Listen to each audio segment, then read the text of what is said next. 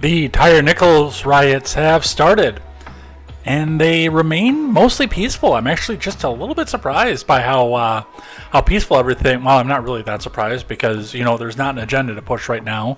But we'll be talking about that, some of the incidences that did happen, and some of the pushback to this as well, especially myself pushing back against JoJo from Joy's, who's trying to tell us now that the Republicans are out there saying that this is just like Ashley Babbitt, even though nobody's saying that, because it's not just like Ashley Babbitt. And, well, most people were united against the fact that this was horrendous. But we'll talk about that, what this means, and where we go with that. And other news on the debt ceiling fight. Kevin McCarthy weighs his options as he heads for the White House to go discuss this for the first time, but he is telling us that Social Security and Medicare are off the table, in a rare form of intelligence coming from Kevin McCarthy. So we'll talk about that, where we go with that, and what's happening with that. Elizabeth Warren says she will defer on supporting Kamala Harris for president until basically she puts her finger up into the air after she licks it and sees which way the wind is blowing. So we'll go over that and what's happening there. And Ukraine is saying now that Poland is sending positive signals about providing F-16 jets, and Poland, yes, has actually, it appears to have put out a list of demands before they go out and send out these jets. It is going to be all this and more. I got more votes than Kevin McCarthy. I am Jay Edgar, and this is Contemporary.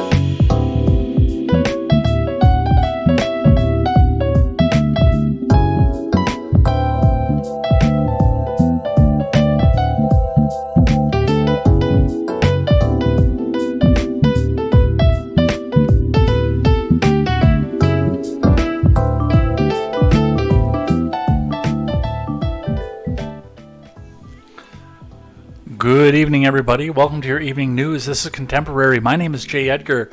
We've got a fair amount of stuff to go over here today. It's been, for the most part, a quiet weekend. From what I could see, there was still some stuff that was going on here, but most of what we're talking about is the kind of non-existent Tyre Nichols riots, which I think a lot of us saw this going a lot of a different direction. I think we really did. And even CNN is trying to stoke the fires of this right now, trying to get people to be at each other's throats. The paid shills over on Twitter are trying to get people at each other's throats. The left wants the right to look at this and say, hey, no, we support the blue on this one here. And we watched the video on Contemporary, and there's nobody who should just be blindly backing the blue on this one. This was horrendous, absolutely ridiculous. But we'll be talking about that. We'll be talking about the debt ceiling. I think the debt ceiling is going to be covering the majority of the show.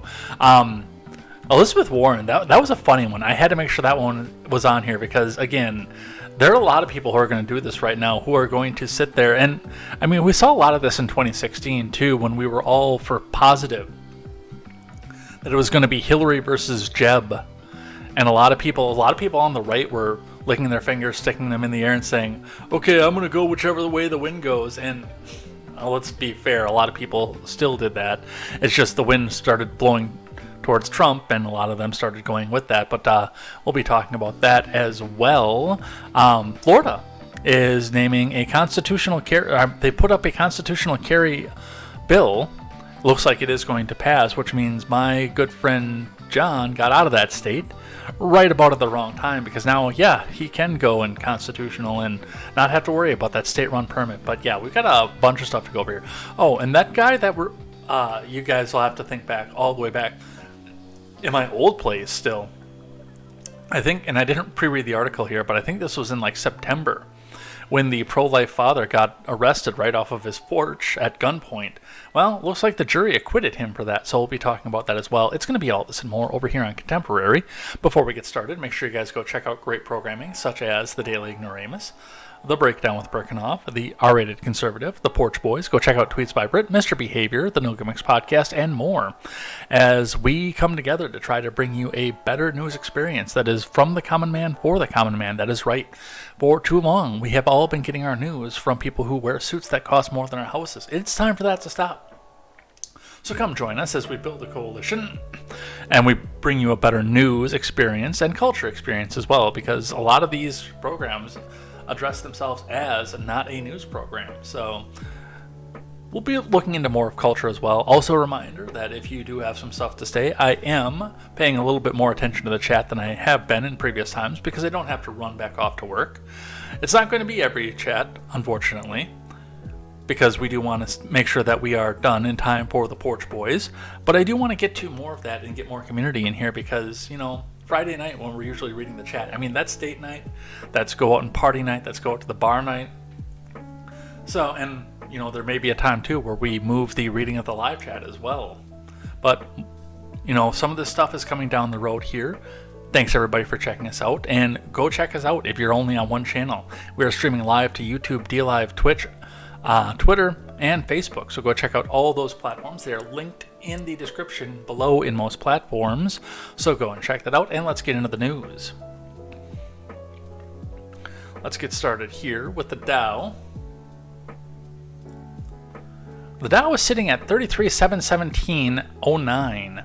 That is down 260.9 points, or about 0.75% on the day. It looked like it tried to struggle itself back up in the beginning, but still fell off as it went because, you know, there's a lot of things that people are questioning right now. When we talked about the positive GDP growth in Q4 this past year, one of the things to note is that people, while we're having still some somewhat positive growth coming out of the economy, part of the problem that we are having with this is the fact that while we're growing, people are having less disposable income in their pockets. This is a precursor to the Great Depression. Now, as I mentioned before, I don't think we will get to Great Depression levels. There are enough people who can work from home, who can go back and find work from home jobs from all over the country. And there are still jobs out there to be had.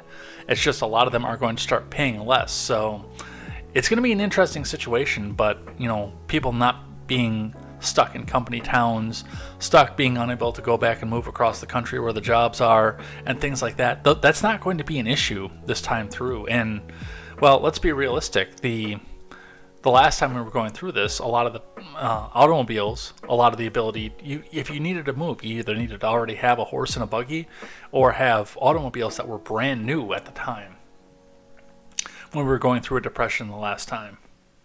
Now we do have a lot of options. If you do need to get out somewhere, just, you know, buy that 92 Cavalier and drive it out until the wheels fall off of it and go get a job in the town that you landed in if you need to get out somewhere. So there are a lot of different factors with this, but still be wary. This is not official financial advice, of course, but still be wary because there are things that could be going definitely wrong here, and the internet's not going to save everybody, so we'll see what happens with this and where this goes.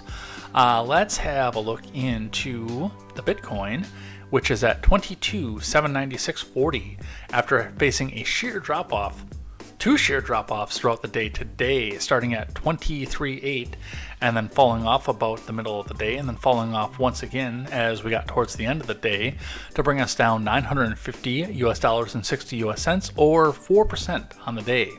So those of you who have some Bitcoin, you know you've had some winning days, but occasionally you've got to lose a little bit, but that's what we see for that. Let me go out to the 5-day and just see where the hump was, and it does look like it did steadily climb over the weekend and then drop back off as we got to this. So a little bit of mixed bag coming in the Bitcoin. We'll see what's happening with that. Let's grab our gas prices for the Madison area, which appear again to be largely unchanged right now. 314, 316 on the Isthmus, 315 out on the west side. Looks like that is up just a touch. They put the BP on the belt line back on here. That's still at 318. So for the most part, still just kind of sitting there, not really doing a whole lot, which is good because it could be wildly swinging in one direction right now, which would be devastating to what's left of what's going on in the economy. Let's see what IBD has to say for the day. Then I've got one more on the supply chain, and then we will get into the tire nickels riots from Investors Business Daily. Dow closes at session lows. Warren Buffett's Berkshire nears buy point. Pfizer, Caterpillar report earnings on Tuesday. From Vidya Ramakrishnan. The Dow ended Monday's trading session at session lows, as other indices did also. The blue chip index lost 260 points and closed 0.7% lower. The S&P added to earlier losses, down by 1.3% at the close. The Nasdaq saw the greatest losses, dropping 1.9% at the closing bell. The small cap Russell was down 1.1%. The Innovator IBD 50 ETF fell over 1.5% to 2280. Volume fell on the New York Stock Exchange and on the Nasdaq compared with the same time on Friday, according to preliminary data. Crude oil lost over 2% to trade at $77.80 a barrel. Bitcoin dropped more than 4% to $22,735. The yield on the 10-year Treasury note rose 3 points to 3.5%, 3.55 rather. In the Dow Index, Johnson & Johnson was the worst performer. The stock slid more than 3% to end the day. The stock is down for 3 consecutive days, its worst 3-day stretch since 2022. A federal appeals court rejected the company's plans to put thousands of lawsuits over its talcum powder in bankruptcy court. Pfizer, Caterpillar, and McDonald's will report earnings Tuesday. Caterpillar is on the IBD leaderboard. The stock is extended above a buy point of 238. Also due Tuesday are AMD, GM, Allegro, Home Builder, Pulte Group, Juniper Networks. Juniper is in a cup with handle base with an entry at 3405. Berkshire Hathaway is in a cup with handle base at a buy point of 321.42. Shares are pulling back in light volume as the stock tries to complete a shakeout before the next move. They have fallen below the 50-day line. And meme stock AMC gapped down over 9% while its new premium class APE notes are flying. APE notes are AMC's preferred equity units that the company issued last year. The movie theater is planning a capital restructuring of swapping equity for its debt. The company will hold a special meeting on March 14th to discuss the deal, possibly a possible reverse stock split with other items. According to the reports, the price of APE rose over 15%, according to the Wall Street Journal. And this particular author doesn't have anything on the future, so we'll continue to watch this and see what happens with this. We'll check in with the markets here tomorrow. Let's talk about the supply chain just briefly here because, those prices are starting to come down on the eggs. Just in time for another panic moment to come here from Eyewitness News 3 out of Hartford, Connecticut. About 100,000 hens die in Bozrah egg farm fire.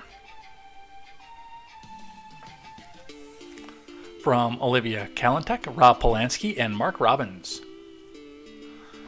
Crews battled a massive 3-alarm fire at an egg farm in Bozrah over the weekend. The Connecticut Department of Agriculture said about 100,000 egg-laying hens were killed. Guess what that means to your egg prices? Officials said the fire was at Hill and Dale Farms on Schwartz Road on Saturday. The Connecticut Department of Agriculture commends the swift actions of both employees and the many first responder units to contain the fire at Hill and Dale Farms in Bozrah to a single structure, preventing any additional losses, said Rebecca Murphy, Connecticut Department of Agriculture. Connecticut Department of Ag will be working with Hill and Dale Farms to confirm the extent of the damage. Officials said a 400-foot by 50-foot chicken coop was lost. However, 13 coops were saved during the fire. The Salvation Army Canteen 1 was on the scene. In total, 21 fire departments responded to the fire. Firefighters were on the scene for 8 hours. According to a USDA National Agricultural Statistics Service report from September 2022. There are more than 372 million egg-laying hens in the U.S., Murphy told Channel 3. The anticipated potential impact on egg prices due to this incident is minimal to none at this time. Are you sure? Because we continue to see this kind of thing. And there are some of the images and scenes of this. It's another food processing plant, and I don't want to throw the tinfoil hat on yet, but I mean, how many did we have just last year? And they just seem to happen over and over again. And it's always the base stuff, the stuff that goes out there and feeds everything else. The potato processing plant, the eggplants, all the eggplants. There was a flour mill that got hit, dairies. Now, yes, there were some finished product plants that were going on as well, but it always seemed to be the meat and the base ingredients for everything, which is driving up prices and driving down your spending power.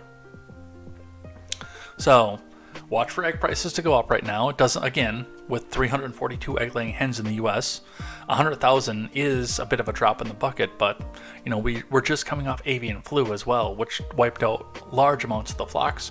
That's what we have going on with this. Let's talk about tire nickels. Starting with NBC News today. And we have video with this. Protesters attempting to shut down Memphis Bridge after tire nickels video release. NBC News' Priscilla Thompson reports from Memphis, where groups of nonviolent protesters gathered following the release of graphic body cam videos relating to the tire nickels death. Now, there were obviously incidents.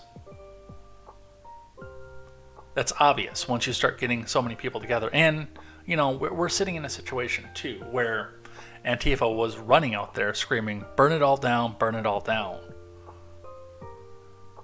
But I am impressed by the fact that, A, there was nothing really major going on here, but I'm also a little bit concerned over the fact that, yes, this does seem to be orchestrated. I do think that there is a situation where they wanted the riots in 2020. The riots were definitely wanted in 2020. Because that took credibility away from the party of law and order. And one of the major planks that our former president put into his platform as our country descended into a state of lawlessness, now we go back and attack the law and order candidates. But let's have a look at this one here, the video that they have up. Protesters attempting to shut down a bridge. And Priscilla, I'm being told by our control room, I'm not sure if this is exactly true at this point, the protesters are trying to shut down a bridge. Yeah, that's exactly right, Tom. We're here on 55 North. We were coming up on one side of the lanes, and we just saw protesters jump over to the other side. So they are looking to shut down both lanes of traffic here on this very busy bridge. You might be able to see here in a second that there are already huge trucks that are backed up here. Traffic is already backing up here. And this is the second roadway that they've taken over on the way over here. There was another one where we saw more cars being backed up, and they are stopping. They are waving their signs at these windshields, and you hear them saying, "Shut it down." You hear them saying, "Disband Scorpion." And all of these folks were already gathered when this video came out. They haven't even seen it. Many of them not even watching it, but you see the anger here. You see the organization here. We'll move up a little bit just to show you what these folks have been doing. So you see where they're stopping these very large pickup trucks, and they are holding those signs up at the windows. They are shouting the name of Tyree Nichols. That's not a pickup truck. Just so you know. And they are calling for change here, Tom. They said that they are making their way to the police department, but certainly making their voices heard along the way to all of the people that they are passing on the road here. And Priscilla, to be very clear, have you seen, I understand that they're stopping traffic. Have you seen any acts of violence so far? Have you seen any acts of property damage so far? No acts of violence whatsoever. I talked to a number of these protesters earlier today, and they told me that this would be a peaceful protest as the family had called for. And they say the protests are always peaceful. But we also heard the police chief here saying that they didn't want to overreact to this situation. They knew people would be out here doing things like this, exercising their First Amendment rights. And so they're letting them do that. I haven't even seen any police officers out here attempting to stop protesters. You see someone hopping over here just to our right. And but Priscilla, no police out here have been stopping protesters. And I'll point out to you, Priscilla, also, and I'm sure you noticed this, everyone we can see so far has their face uncovered. People are not trying to cover their face. It doesn't look at this point like anyone is trying to agitate the situation there. I do want to bring in the council members real quick, but Priscilla, please stand by for us. Priscilla brings up a good point. There are no police out there. We knew there were going to be protests. There are truckers. All right, and this is where we sit. And they bring up the gentleman that's, I didn't catch his name, the original reporter, brings up a good point of nobody's out there with their face covered, which means that nobody's out there trying to agitate anything off of this. And that does echo a very, very, let's say, coincidental point to this. And again, what we saw in the 2020 Summer of Love that they talked about is it would have been very easy in Kenosha, in Minneapolis, in many of these cities across the country that did see the violence, for them to just march on the bridge. But there were always face coverings, and there were always people out there saying, let's go burn it down. Hey, why don't you just throw this brick? No, you'll feel better if you just throw the brick. And we don't see this kind of thing in these protests here. Now, once again, the mask isn't fashionable.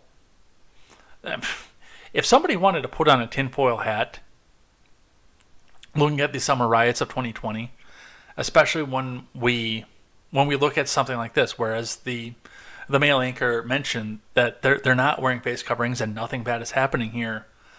I try not to do tinfoil hattery on this program. I do it in Discord chats all the time. I try not to do it here, but I mean, it's not that far of a stretch, you guys, to come out and say that there are people out there that were bad actors who may or may not have been pushed by one agency or another to make this happen.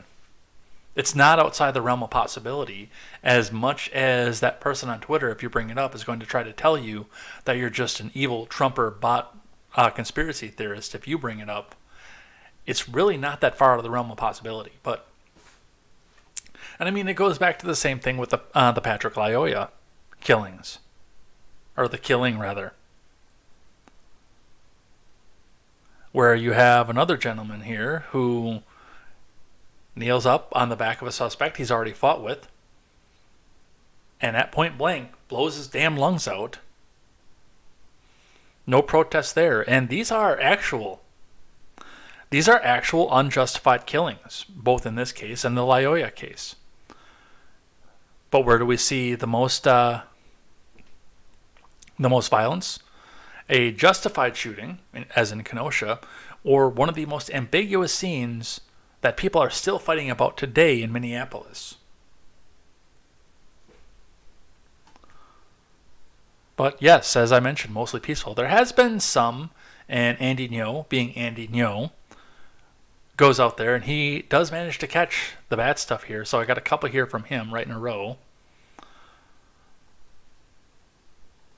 Let's see here. Andy Ngo says looting broke out overnight at a sporting goods store in Memphis after the video release of Tyre Nichols died after a beating by 5 black cops who were then fired and arrested.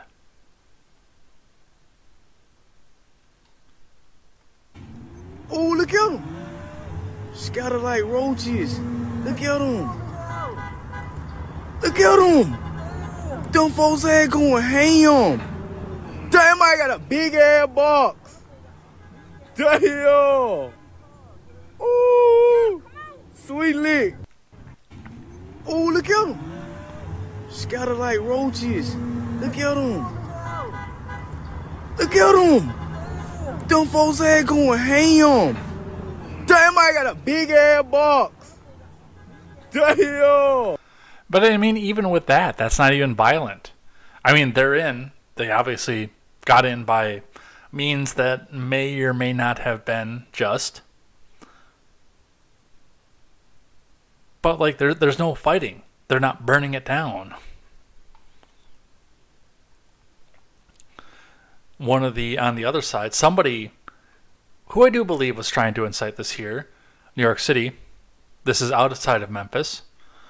If you've got the kids watching, number one, I don't know why you have the kids watching right now, because we're talking about very violent stuff. But if you got the kids watching, earmuffs right now. Andy Ngo says New York City. Give that a second. Fuck peace, fuck peace. BLM leader Hawk Newsom says they gathered in Union Square over death of Tyre Nichols, allegedly by the hands of 5 black Memphis ex-cops. We ain't never taking violence off the fucking table. Video by Ken Lopez and Freedom News TV. Let's watch.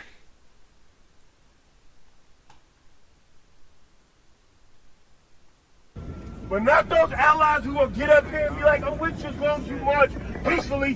Fuck peace. Fuck peace. Fuck peace. Was they peaceful when they were stomping on Brother Nichols' head? No.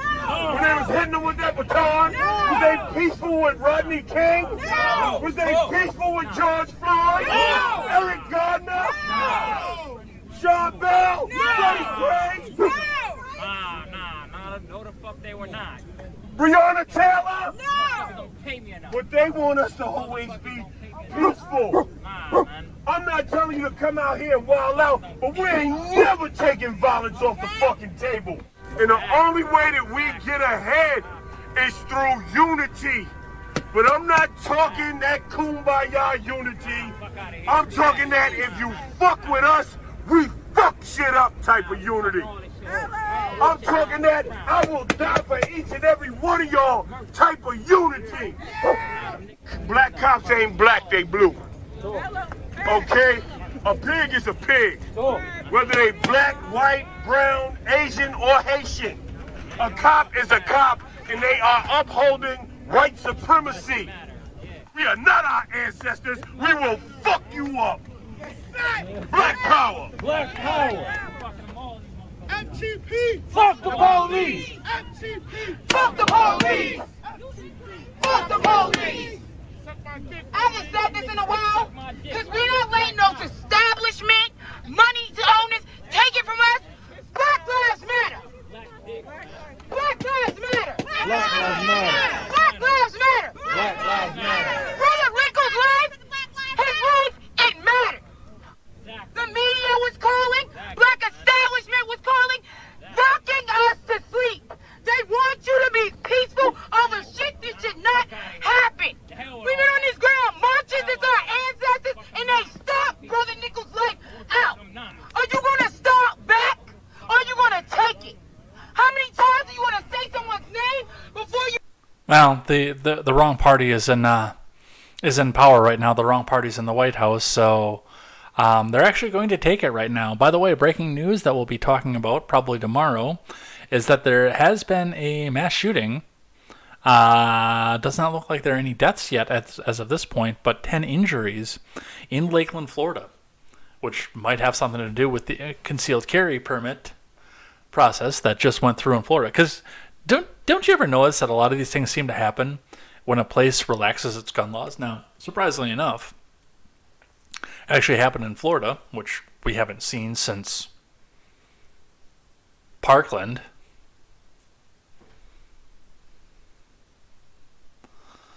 But, if we go back to this here, again, we're looking at a small crowd here and this is BLM leader Hawk Newsom that's putting this out here, but, this is not the massive million people marches that we saw the first time through. These people want violence. They want chaos because they can get the donations to pour in and get free stuff. But yes, as I said before, she says, the media rocking us to sleep. Are you gonna stand there when they stomp him? And are you gonna stomp back? It's like, no, they're not gonna stomp back right now because that would make the current admin look bad. Just so you know, if this had happened, if the Donald had been reelected and this had happened, it wouldn't have mattered the color of skin of the police officers. There would be no Memphis right now. One of the things that was put up here, Morgan, who follows me, says, didn't they release the video at 6 p.m. on a Friday too? They want this violence. And it sounds like there are parties in here that did, but for the most part, the major party here doesn't seem to want the violence, which, cross your fingers, seems to be somewhat decent. Well, that was the fridge. I'm like, what is running right now? I thought I turned the heater off. There's a fridge. But that's where we're at with that. All right, I've got some people here, and again, one of the problems that goes with something like this is the fact that this was actually very unifying. Almost everybody who looked at this, with the exception of a handful of full-on back-the-bluers who think that anybody who's a civilian and black is automatically in the wrong. You know who you are. But with the bare exception of a few of them, and I didn't even see very many of them this time through, almost everybody I have seen looked at this and said, no, this was wrong. Try all of these 5 men for murder. In spite of that, the division is still attempted out here. So I'm going to read this op-ed from CNN.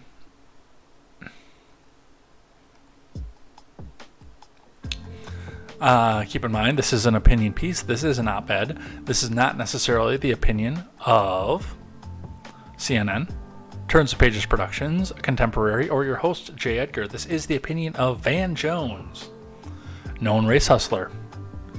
Opinion: the police who killed Tyre Nichols were black, but they might still have been driven by racism. From Van Jones.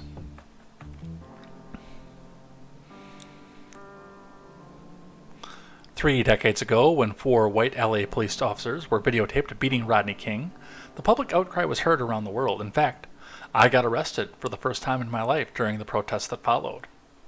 And I subsequently dedicated my career as a lawyer to helping sue rogue cops, close prisons, and reform the criminal justice system. It was a defining moment for the nation and the world. What happened to King was horrifying, but at least he survived the ordeal. Tyre Nichols tragically did not survive his. The 29-year-old black man died earlier this month after a police traffic stop and a violent arrest in Memphis. According to preliminary results of an autopsy commissioned by attorneys for Nichols' family, he suffered extensive bleeding caused by a severe beating on Friday. Nichols' mother, Rovon Wells, told CNN, "It's still like a nightmare." Since the news of Nichols' death was made known, the world has been holding its collective breath in anticipation of the release of the video that captured the violent assault. No, it didn't. Nobody knew about this until last Thursday. For a reason, by the way. And the possibility of a new outpouring of protests spilling into the streets across the country. That video is expected to be released Friday evening, which it was. I guess I didn't realize that this was released before that happened. 5 former Memphis police officers fired for their alleged actions during Nichols' arrest have now been indicted on charges including kidnapping and murder. On Friday, Memphis Police Chief Sevelin C.J. Davis told CNN, "I was in law enforcement during the Rodney King incident, and it's very much aligned with the same type of behavior.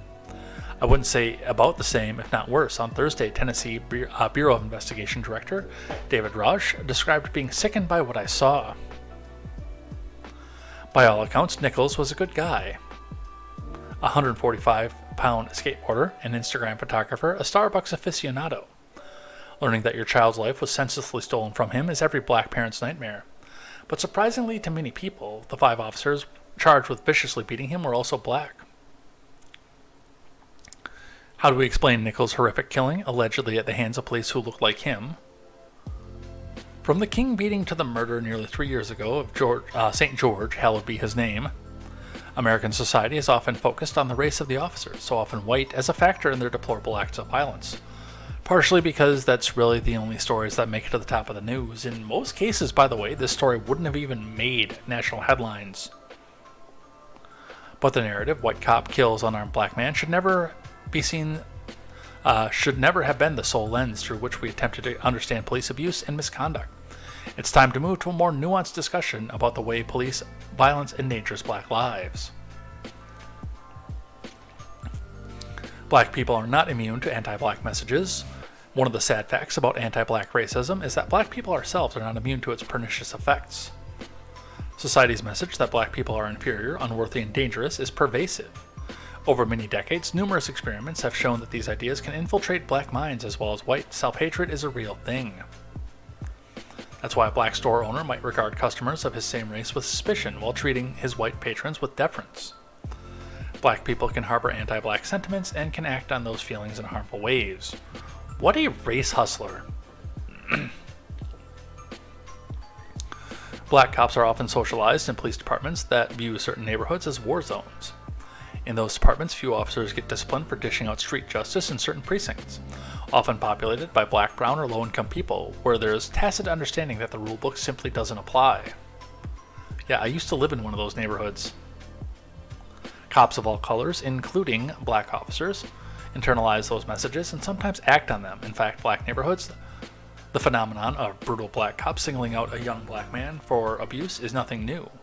Back in '89, the rap group NWA highlighted the problem in a classic hip-hop anthem, which Ice Cube rapped. But don't let it be black and white, 'cause they'll slam you down the street top. Black police showing off for the white cop.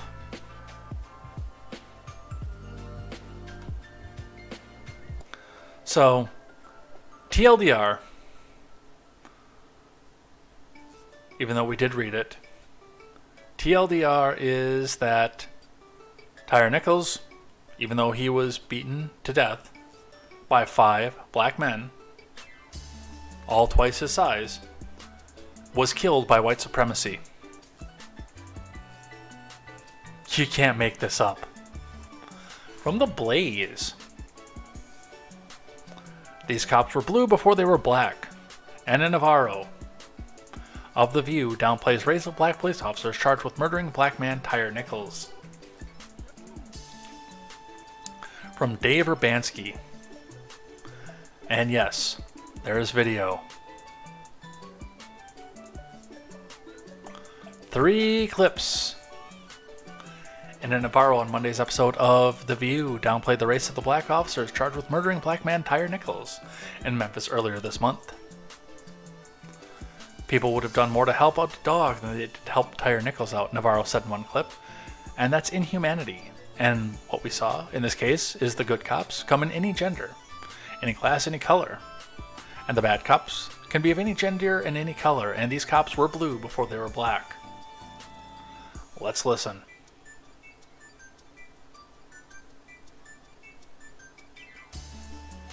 Well, I have to say I haven't been able to bring myself to watch the video because I've seen so many of them. Mm-hmm. And as the mother of a black son who's 6'2" and 20 years old, my worst nightmare is what is probably on that video. And there's, studies that show that black people that continuously watch these videos suffer from PTSD, and it's called linked fate, because we see our loved ones in the video. But I think there are people that need to see the video. Mm-hmm. Those people that can just decide not to watch it because they know it's not going to happen to their kid. Those are the people that need to watch it. I think, to get real police reform, which would include personal liability for police officers, what most people don't know is that when this type of thing happens and there's a civil settlement, we pay for that civil settlement. It comes out of taxpayer dollars. It doesn't come out of police budgets. When that changes and we get some energy around that type of reform, I think it'll change, because we got a lot of energy. So I got to stop there and actually give deference to Hostin at this point, because, she's absolutely right. There's no accountability for any of this. Like, the police budgets don't get lowered. They don't face punishment for when one of their people does wrong. It is coming from the taxpayer. That is absolutely wrong. Mostly because most of the officers don't have enough left over for them to pay out the settlement on their own, especially if they're going to prison. But yeah, that settlement is coming out of taxpayer dollars, and that is wrong. A rare point that I agree with Hostin on. About gas prices and debt and inflation, I'd like to see that same energy directed towards police reform, because we are also paying for police brutality out of our tax dollars. Well, the scary... Yeah, I'd like to see that kind of energy out of police reform too. Because this was brutal and this was wrong. And almost everybody that I have talked to agrees with the fact that this was brutal and wrong. Raging in, and Navarro proclaims people would have done more to help a dog than they did to help Tyre Nichols. Let's listen. People would have done more to help a dog out than they did to help Tyre Nichols out. And that is inhumanity. And what we saw in this case... So I'm going to stop right there. We watched the video. I'm not going to bring the video back up because the last video got age restricted, but I didn't see any bystanders on this particular video. I mean, we saw body cam footage on the video that came out that got released. Were there bystanders? That's my question right there. Were there bystanders? Was there somebody out there that knew what was going on and could jump in and stop or do something about it? I mean, this was not a situation where there was a crowd like we typically see with the ones that happen during the day, the ones that get protested. We don't see a crowd like we saw with St. George. And if I'm wrong, and I mean, we all saw the same video, and I think it's been going viral around the internet anyway. Was there a crowd? Was there somebody that could have stepped in and done that? Or was it just, as I noted when we were watching here, just the 5 officers and the poor boy that they were beating to death on the ground? Case is that good cops come in any gender, any class, any color. And bad cops can be of any gender and any color. And these cops were blue before they were black. Yeah, they were. And these cops were part of the Scorpion unit. It could not have been more aptly named because they were filled with poison and hatred and a desire to kill. That night they were out hunting, hunting for a victim who just happened to be this young man, Tyre Nichols. And I think we are so tired. Everyone is so tired, and particularly black mothers are so tired of seeing this over and over again.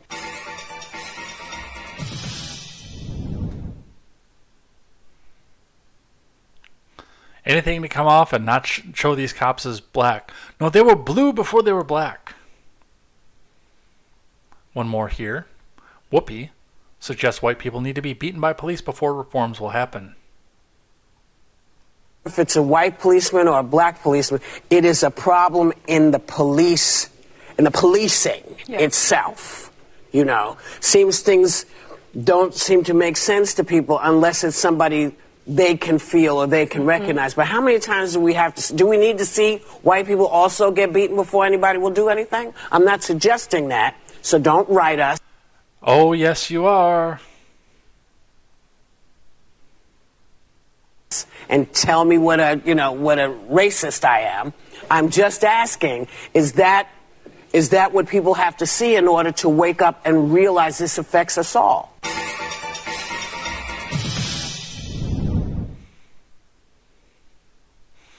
So there you go. The View wants you to be beaten by police in order for changes to happen. They want it to be downplayed, the race of the police officers, and they want you to put more effort into police reform. All right. That is all that I have on the Tyre Nichols story. Because there wasn't that much that went on with that, thankfully. I will never stop and say it's a bad thing that our political adversaries went out and didn't burn down a city, didn't destroy property, didn't destroy people's livelihoods. That's a good thing. But again, you know that if this had been in any other admin, there would be no more Memphis. Let's keep going with the Daily Wire. Reforming Social Security and Medicare off the table in debt negotiations, McCarthy says. Yeah, that's also a good thing from Ben Ziesloft. House Speaker Kevin McCarthy said that spending cuts to Social Security and Medicare are off the table as lawmakers seek to fund the government while reducing deficits. McCarthy plans to meet with President Brandon on Wednesday to discuss possible cuts after the debt ceiling, an arbitrary cap on the national debt established by Congress, exceeded the statutory limit of nearly $31.4 trillion. The The lawmaker said multiple times during an interview with CBS senior foreign affairs correspondent Margaret Brennan on Sunday that Republicans would not offer to reduce allocations for Social Security and Medicare. Let's take those off the table, McCarthy said when asked about the programs. If you read our commitment to America, all we talk about is strengthening Medicare and Social Security. Well, we don't need to go that direction either, but I do appreciate what it is that you're saying here.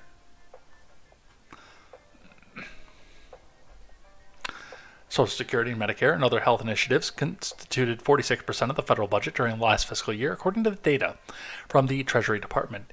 In order to balance the budget while exempting defense, veterans benefits, Social Security, and Medicare from cuts, all other federal spending would have to be reduced 85%, according to an analysis from the Committee for a Responsible Federal Budget. Okay, do that.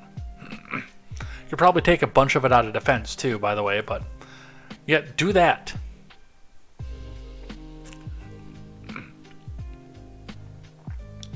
McCarthy, who presides over a narrow majority in the House, expressed a willingness to examine defense programs for unnecessary waste. I want to make sure that we're protected in our defense spending, but I want to make sure that it's effective and efficient. I want to look at every single dollar we're spending, no matter where it's being spent. I want to eliminate waste wherever it is, he continued. Like every single household, like every single state, we shouldn't just print more money, we should balance our budget.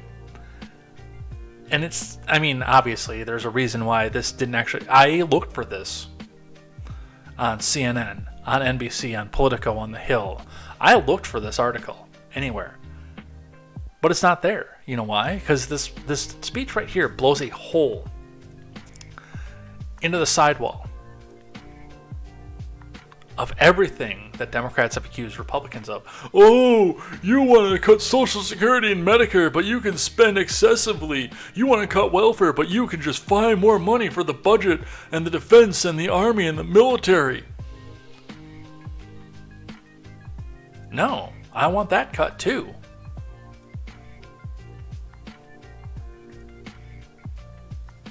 And again, I myself personally would like to see a massive cut in Social Security and Medicare, because it's not going to be there when I get there. So if we can find some way to get it out onto life support or rebalance the program or bring it down to a state level or privatize it, I'm all for that. But I am in the vast minority on that. Vast minority, and I understand that. I am in the 1% in that, and I understand that. That is my druthers, but that's not what's going to happen.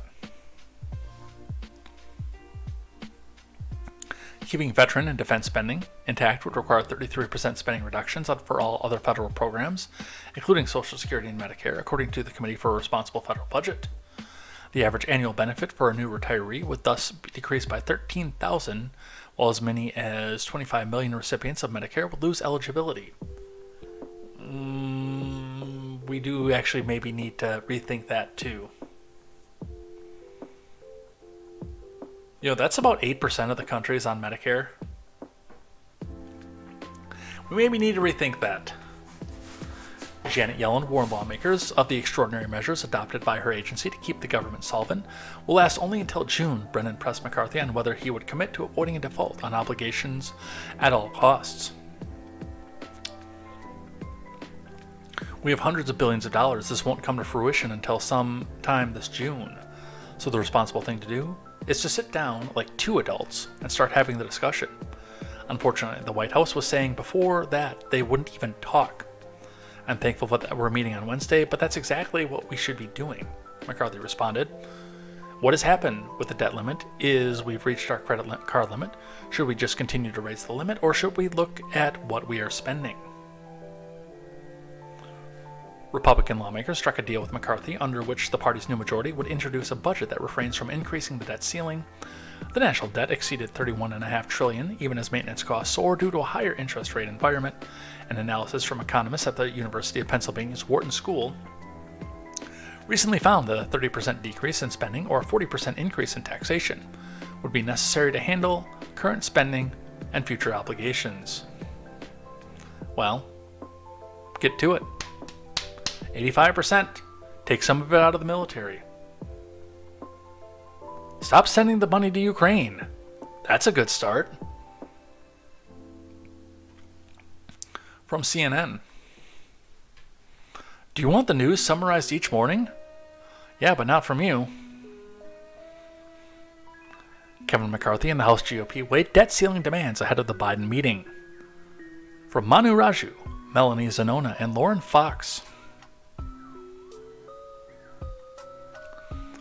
Speaker McCarthy and his House GOP allies are hashing out their initial demands to raise the national debt limit, discussing steep cuts to domestic programs and a trim to defense spending, all the while steering clear of two programs to avoid voter blowback: Medicare and Social Security.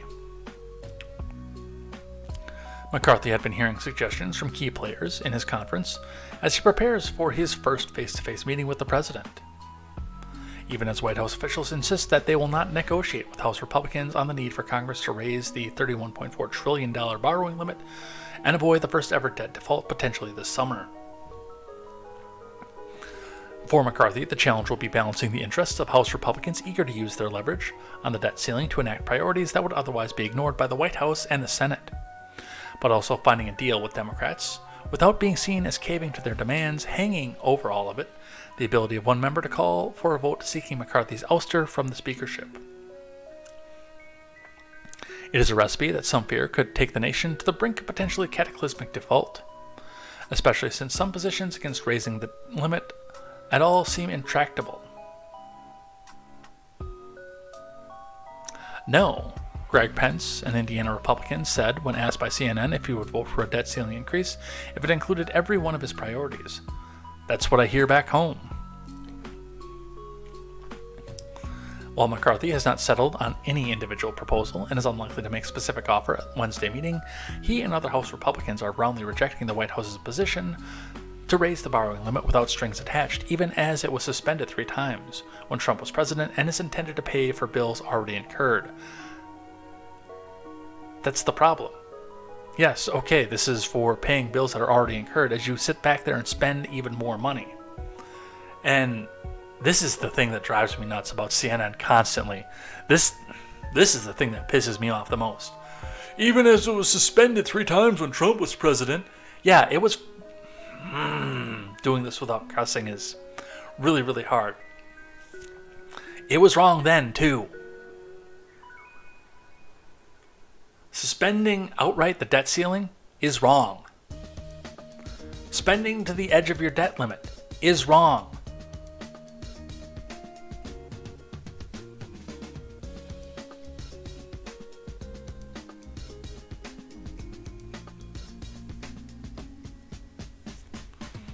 I don't think Biden would ever want to be irresponsible and childish and not sit down and negotiate, especially when you think about the ramifications to the economics of the country, McCarthy told reporters on Monday. Well, you also have to remember that Biden will never have to face a repercussion for what he's doing. Joe Biden will get the media coverage that comes out and says, oh, it's the evil Republicans that wouldn't negotiate. Joe Biden is completely in the clear here. That does play into this.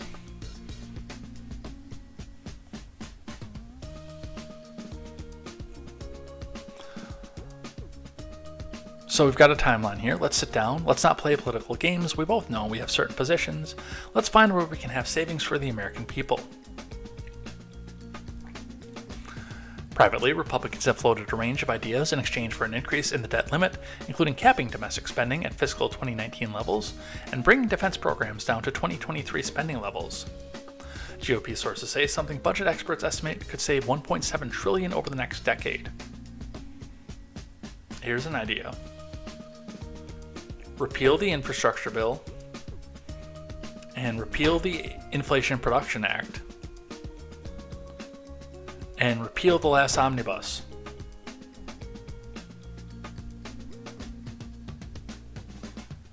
The other two, don't replace them. And then the third one, renegotiate the next omnibus and go back and figure out what it is that the current elected representatives and their districts want. That's probably a good start right there. But Democrats saw such cuts as draconian, while some Republicans say they hardly go far enough. Well, of course, if you cut spending by $1, no, let's even go down there. If you cut spending by 20 cents, the Democrats are going to call that draconian and call it a handout to the rich.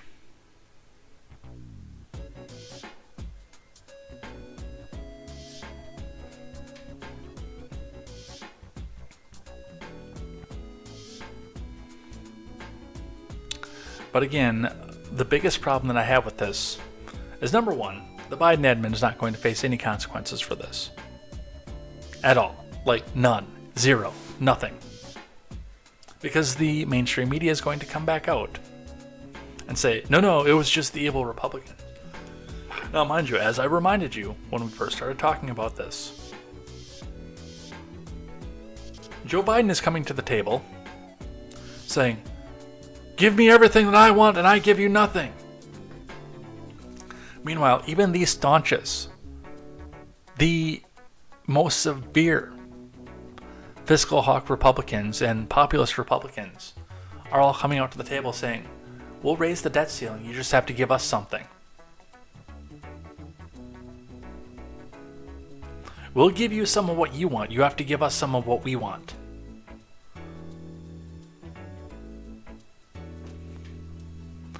From NBC, how a lesson of 2011 shaped Biden's no negotiation stance on debt limit. First off, Joe Biden doesn't have a stance on this. He is reading the talking points that his staffers are telling him to. Joe Biden does not have a stance in any of this. Joe Biden has Alzheimer's. He doesn't know where he is. From Sahil Kapoor. In 2011, after faltering debt limit negotiations with House Republicans brought the U.S. to the brink of economic calamity, Barack Obama and Joe Biden sat by the fireplace in the Oval Office with their top aides on the couch while relieved at having narrowly averted a disaster. They were stunned by what had transpired. Obama and Biden made a vow, never again. They agreed that going forward, nobody can use the threat of default or not increasing the debt limit as a negotiation tool, said a former Obama official involved in the fiscal discussions who recounted the Oval Office meeting and the lesson of 2011 they all discussed. It made you hold your stomach. You couldn't believe that you were at the situation, the official said. I'll use the Obama voice because he was basically parroting Obama at this point. The U.S. had just suffered its first credit downgrade. Markets were rattled, consumer and business confidence was shaken. Stocks took a hit, and the recovery from the Great Recession was in question. Democrats averted the cliff by acceding to $2 trillion in spending cuts the GOP had demanded after negotiations on a grand bargain broke down. But Obama and Biden agreed that the mere threat of default had taken a serious toll. They said, "This is the sad lesson we've learned," the Obama official said, describing the mood in the room. It was an unimaginable self-inflicted wound in 2011. Yes, we worked with the other side. Oh no, we had a bipartisan moment. 12 years later, Biden is executing the same on that lesson. He faces down a new Republican-controlled House that is similarly demanding spending cuts as a concession for extending the debt ceiling. He says there won't be any negotiations and Congress must allow the government to pay its bills. I will not let anyone use the full faith and credit of the U.S. as a bargaining chip, Biden said Thursday in Virginia. His stance has drawn a rebuke from House Speaker Kevin McCarthy, who says he's disappointed but has remained steadfast in his call for spending cuts. As in 2011, the GOP Speaker runs a House majority full of ideologically driven conservatives who want to use the debt limit as leverage to force budget changes on a Democrat-led Senate and the White House. Here's the leader of the free world pounding on the table, being irresponsible, saying, no, just raise the limit. Make us spend more. No, that's not how adults act. McCarthy told reporters at the Capitol last week, "Let's find common ground and let's eliminate the wasteful spending to protect the hard-working taxpayers." Again, I remind you that Joe Biden is not making any of these decisions. He is the mouthpiece. He's the talking. He's the puppet. Somebody out there in the staff, who may be Barack himself, has his hand up Joe's ass, clenching the fist and making the lips move.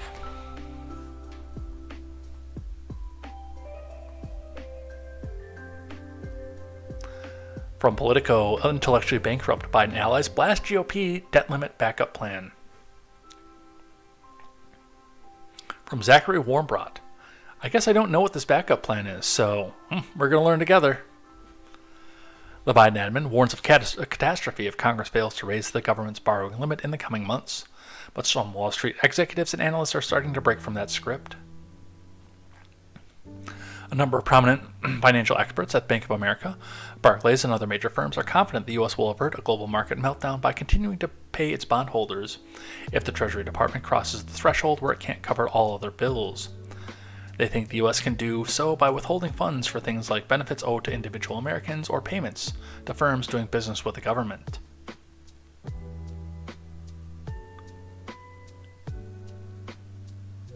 That'll grow the private sector. That's not the way that I would go about it, by any stretch of the imagination. Not even close.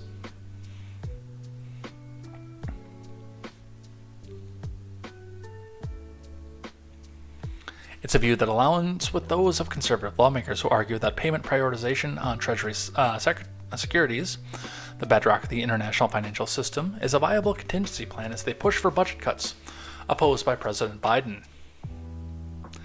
The White House and Treasury are already putting up resistance to the idea, which the Treasury says would amount to a default, but disclosures over the past several years, driven in part by investigations by House Republicans, have revealed that officials believe the government has the technical capacity to implement payment prioritization, though it would be experimental and risky.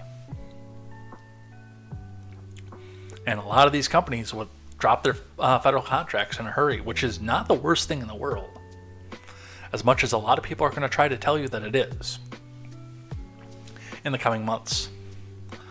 Most investors who follow this closely are very aware the U.S. will not default on its bonds. Ajay Rajad Yaksha, Global Chair of Research at Barclays, said in an interview, "The debate around the potential backup plan underscores the economic uncertainty that's already being triggered by the political stalemate around raising the debt limit, the total amount of money Congress authorizes the government to borrow. Many on Wall Street doubt payment prioritization would work." It's also a window into the fraught choices awaiting the Biden admin if lawmakers are unable to resolve the impasse. Paying bondholders instead of everyone else, individuals and businesses depending on checks from the government, would likely trigger political backlash and potentially slow the U.S. economy, as a possible recession already looms depending on how long it lasted. Yeah, it would also destroy the credibility of the Biden admin.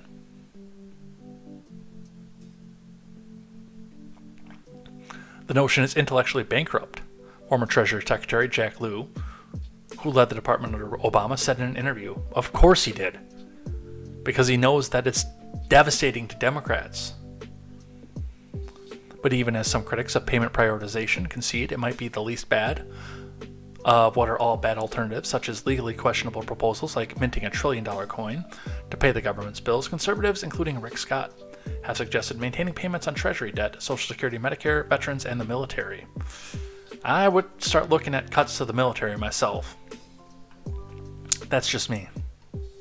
That's the first place I would go.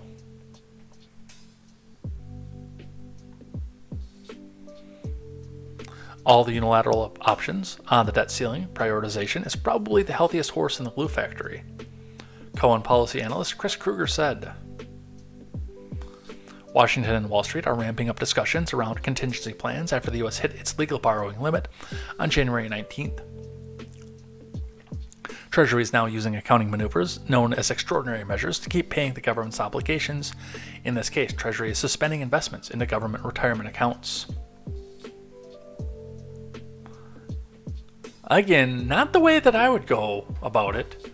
Legal, as far as anything I can tell. And yeah, again, it would blow out the ability of the government to be trusted on government contracts,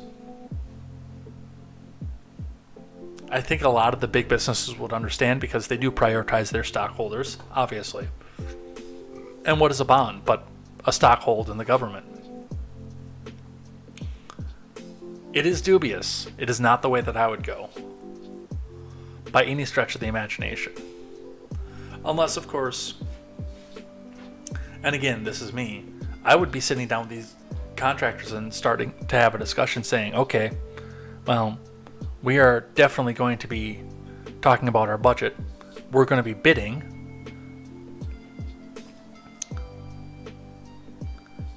And you might not get the contract next time. That's another big part of the problem here. As long as we're talking about spending problems, what is it that we have in the government? No bid contracts, which they can fluff up and pretty much ask for anything that they want on the contract and get it. Because the government always pays.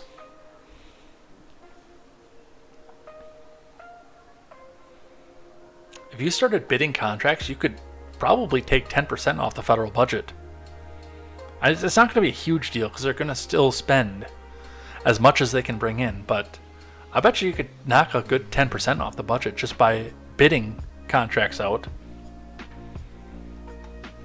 and not giving them away to friends and family members.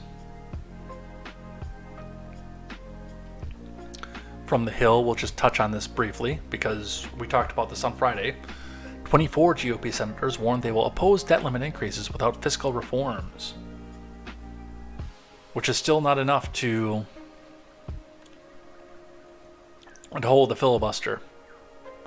There's still 25 there that would bring the total to 76 if everyone else voted in lockstep outside of these 24.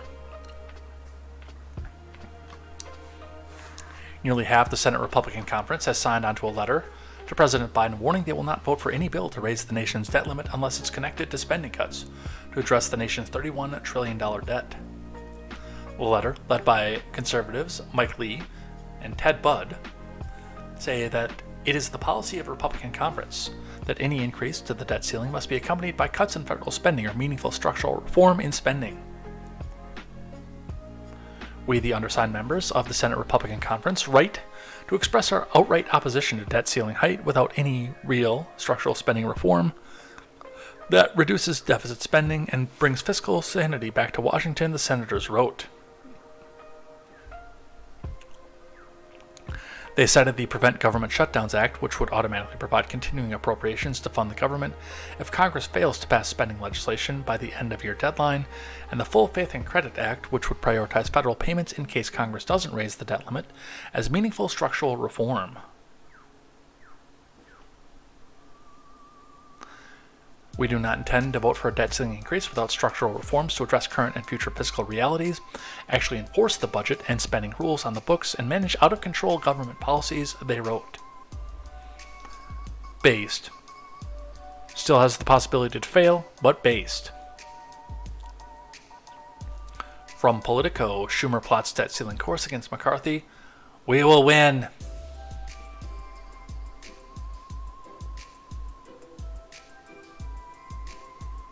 From Burgess Everett and Olivia Beavers. Chuck U. Schumer, as he's known to do, is talking a lot these days. Yeah, he'll talk at length, whether you want him to or not. It's all aimed at McCarthy. The majority leader is directing the heat at the new House GOP majority on the Daily, casting McCarthy's conference in the role of the villain as the 2024 election cycle kicks off. You know, exactly the same way he and the mainstream media have been doing since 1974. Schumer first attacked House Republicans for giving airtime to conservative hopes of replacing income taxes with national sales. And now he's directing his ire towards McCarthy's insistence on spending cuts in exchange for agreeing to raise the debt ceiling. Schumer helped leverage the debt ceiling and spending deadlines in 2017, reaching a deal with former President Trump that infuriated Republicans. Yeah, I was not happy about that either. 6 years later, he's demanding something placid from the GOP. No hostage-taking, no brinkmanship, past the debt ceiling. Unfortunately, McCarthy led a group of very extreme people. He gave them the tools to wield power, Schumer said in an interview. The plan is to get our Republican colleagues in the House to understand that they're flirting with disaster and hurting the American people, and to let the American people understand that as well. And I think that will win. Something of a new dual-track role for the New Yorker. For the last 2 years, Schumer and former Speaker Pelosi allowed bipartisan Senate groups to work and usually avoided a top-down approach that could have disrupted aisle-crossing negotiations. Before that, Schumer spent 4 years as one of Trump's chief antagonists, occasionally negotiating with the former president, but mostly focusing on stopping him. Today, Schumer is somewhere between haranguing the House GOP while keeping the door open for bipartisan work on his deal-seeking senators' crave. And he's preparing for a long face-off with McCarthy as Washington charts this year's mid-year debt ceiling deadline like an approaching meteor. Yeah, I'll be watching that. Asked to respond to Schumer, McCarthy criticized the Democrats' December drive to pass a year-end spending bill, shaped in part by 2 retiring senators. When was the last time he did a budget? So he wants everyone to lift the debt ceiling, but he won't tell American people. No, that's McCarthy rather. But he won't tell the American people where he'll spend the money. McCarthy said of Schumer in a brief interview. During the last Congress, Schumer's Senate did pass budget bills to set up a filibuster-proof party line, legislation on COVID relief, taxes, climate, and health care. Yeah, well, McCarthy's talking out of his ass too, but Schumer is definitely talking out of his ass right now.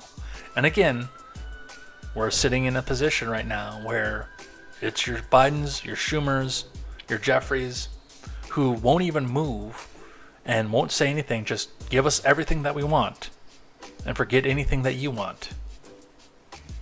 Where it is the Republicans and the McCarthys that are out there saying, okay, we'll give you a debt ceiling increase, but you gotta give something over here, yo.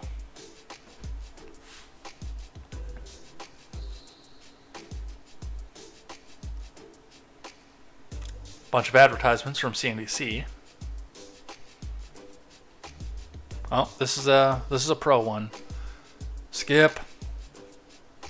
All right, so that's where we're at the debt ceiling right now, and this is one that I want to specifically cover every day.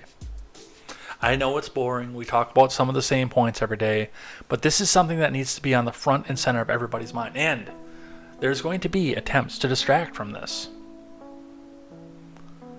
Because the Democrats and the news media that supports the Democrats doesn't want you to talk about this until it's right up at the very end of the line, and now you're panicking and scrambling and hoping that it doesn't destroy the stock market, the value of your home, or your ability to get a job. And they want to come back out and say at the very end, oh look, the Republicans were holding this up the whole time. But this is one of the most important fights that we're going to get out of this Congress and probably this presidency. It really is. The debt has been on the mind of Republicans for as long as I can remember. It's been on the line of Democrats for as long as I can remember. I can remember talking about this in middle school, the national debt and how detrimental it was. And when I was in middle school, Bill was president, and it was actually going down a little bit. This is a bipartisan concern, but right now it's all the spending. And even back then, when the spending was predominantly being done by military, which again is the talking point that people continue to bring up on Twitter. Oh, look at all the military spending, and you always find money for the military. No, cut some of that too.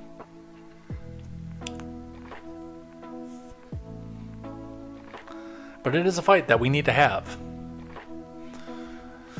From the Daily Wire, Ilhan Omar insinuates GOP racist for attempting to remove her from committee because... Of course she does. From Hank Berrien. Democrat moron Ilhan Omar suggested Sunday that racism is behind House Speaker Kevin McCarthy's efforts to remove her from the House Foreign Affairs Committee, and it's not about the fact that she continually attacked our greatest ally.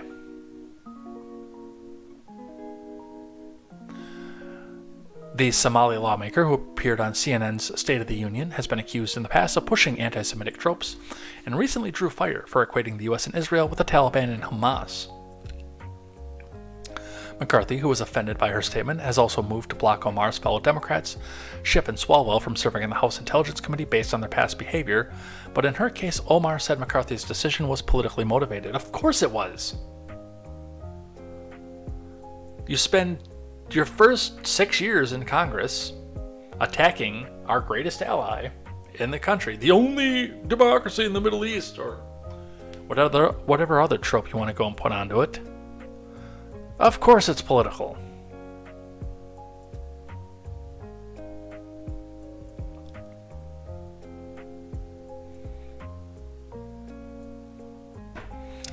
And in some cases, it's motivated by the fact that many of these members don't believe a Muslim, a refugee, an African should even be in Congress. Well, there's argument over somebody who was born in another country first. But I digress. That is an argument that could be made. Let alone have the opportunity to serve on the Foreign Affairs Committee. Well, if you're so stringent to your religion that you still have to wear the headdress, I'm sorry, but Islam says that you shouldn't be in Congress. So do keep that in mind as well. I don't care how somebody prays in Congress. I really don't. As long as they're not using their position in Congress to force me to pray the same way. When Dana Bash pressed her, asking if she was accusing McCarthy of racism, the Somali-born lawmaker appeared to demur. I mean, I am not making any accusations. I am just laying out the facts. These people are okay with Islamophobia. They're okay with trafficking in their own ways anti-Semitism. Not in this Congress. And they are not okay with having Muslim have a voice on that committee. Yeah, that's fair. Look. One of the... I'm going to start to sound like Mitch B when I talk about this. But one of the most important aspects of our Congress is taking care of Israel. It always has been, as long as I can remember. So, do you really think that these people are going to stand for you bashing Israel like that? And being on the Foreign Affairs Committee? And again, this is the important part. You are permitted to be on literally any other committee.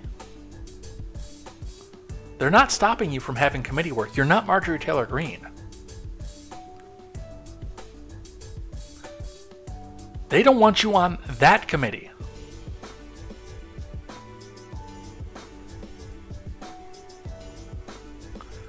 But when all else fails and you don't get what you want, racism! Here's a surprise, and I think there's video on this one. Yeah, there's video on this one. CNN anchor wastes no time grilling Schiff over claims that that got him booted from committee. That turned out not to be true, from Chris Enlow. Dana Bash confronted Adam Schiff on Sunday over allegations that he politicized intelligence information when he chaired the House Intelligence Committee. Last week, Speaker McCarthy unceremoniously booted Schiff from the House Intelligence Committee. McCarthy explained that Schiff's past conduct, allegedly politicizing intelligence access, meant his position on the committee, which receives access to national secrets and other members of Congress do not, could threaten national security. On State of the Union, Bash challenged Schiff over a completely unsubstantiated claim that he made about Donald Trump and Russia collusion. You said there was a direct evidence of the fact that Trump colluded with Russia back in 2016, Bash noted. The CNN host then quoted directly from Special Counsel Mueller's report exposing the glaring contradiction between what Schiff promised and what Mueller found, or didn't find. The report said, the investigation did not establish that members of the Trump campaign conspired or coordinated with the Russian government. And yet, again, once you talk on social media, that's the only thing that Democrats bring up. Let's listen. House Speaker Kevin McCarthy is following through on one of his promises to retaliate against Democrats who voted to remove 2 Republicans from House committees back in 2021. Now that he has the gavel, McCarthy this week removed 2 Democrats from a key committee and is working on a third. All three of those Democrats join me now. Congresswoman Ilhan Omar of Minnesota and Congressman Adam Schiff and Eric Swalwell of California. Thank you one and all for joining me.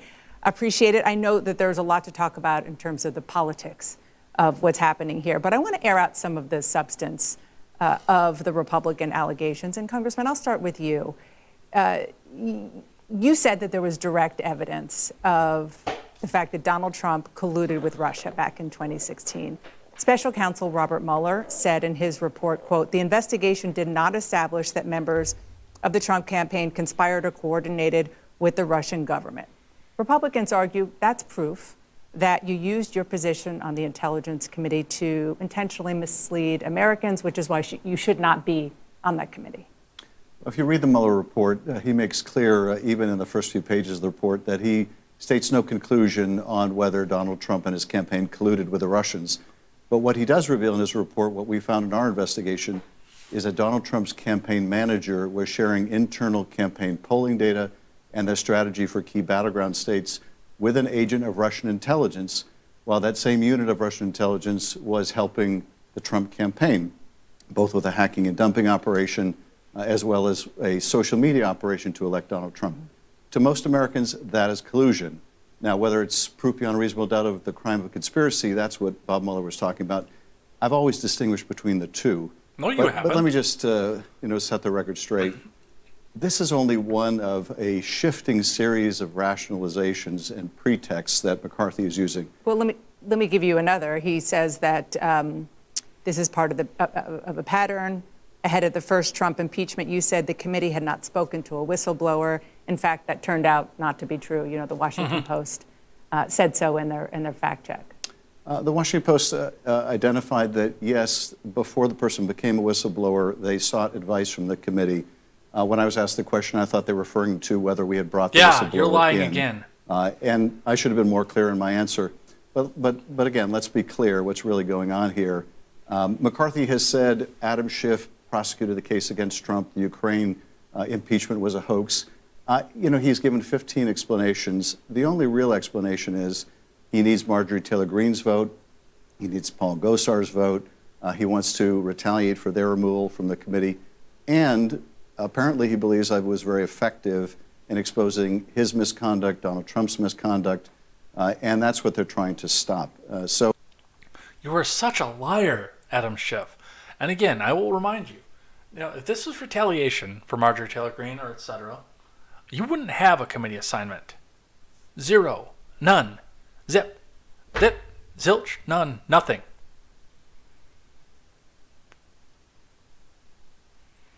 But all three of the people at that table are eligible for other committees.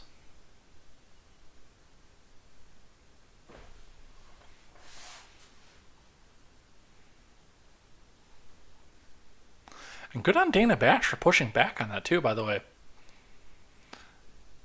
So Elizabeth Warren has demonstrated a tried and true native method for determining how she's going to vote.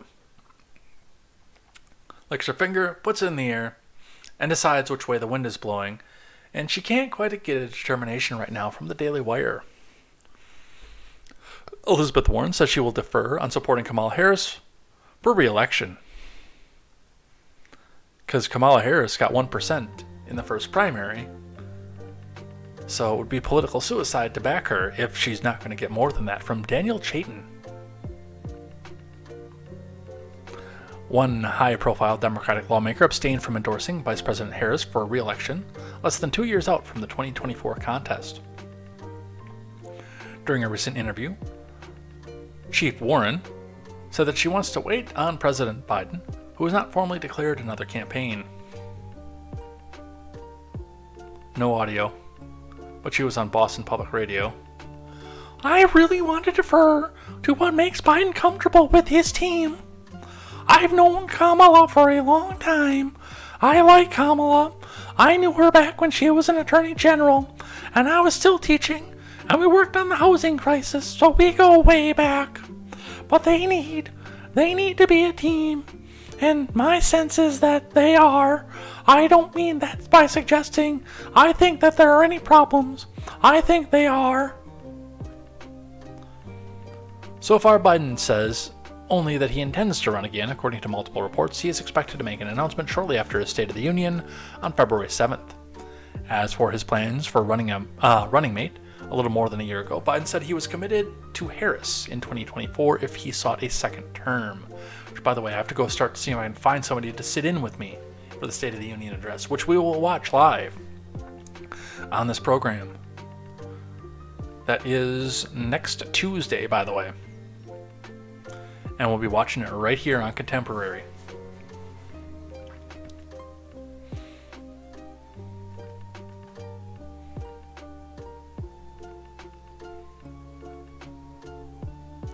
Hey, she's gonna be my running mate, number one. And number two. Did I take a number two today? Did I get my bran muffin? Jill, did I get my bran muffin today? And number two, I did put her in charge. I think she's doing a good job, he added of Harris' role in voting rights policies. Approval ratings tell a different story for Harris and her boss. Biden sits at 41.6%, while Harris is at 38.4%, according to 538. During the past 2 years, Harris has dealt with constant negative headlines detailing high turnover in her office. The vice president's critics have also piled on for what they say is her failure to take her lead role in tackling the migration challenges at the Mexico border seriously. Warren, like Harris, was a senator who competed for the Democratic presidential nominee in 2020 contest before rallying behind Biden. Warren says she's seeking re-election as senator in 2024 and joined another leftist who previously ran for president, Bernie Sanders, in voicing support for Biden if he does vie for a second term in the White House. Well, yes, he should run again, and he is running again. The senator insisted Biden has gotten a tremendous amount done and described some accomplishments during his admin, including the passage of the Inflation Reduction Act and an increase in funding for science, both of which are on the chopping block right now. So I don't know how much of a big deal that is. All right, what else do we have here? Oh, the Minnesota thing. Luke Wee, are you still here? This is happening in your backyard. Minnesota Senate passes abortion bill opponents call most extreme in the nation. Okay, before I read into this, I want to touch on a couple things. Number one, first, this was the intent, and I said so directly to Walls on Twitter. He didn't respond because obviously, but I said so directly to Tim Walls on Twitter. That was the intent of the Roe versus Wade overturn, was so states can come out and do this. And we could see the extremes on both sides. Obviously, we know which states want to come back out and ban outright or ban as close to outright as you can. And even they have carve-outs for life of the mother. But it also shows where the priorities actually are in leftoid and even moderately democratic states like Minnesota. Minnesota is not a super leftoid state. It's not California. It is not a uber, super duper, 100% leftoid state.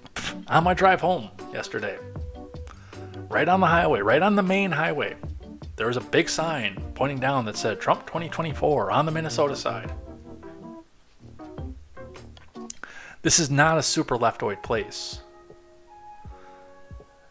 And I've got a feeling that a lot of the Democrat senators and representatives in Minneapolis will not be returning the next time around when this passes, because this does put a spotlight on the most extreme on the other side. Up to 9 months, no exceptions, crowning baby.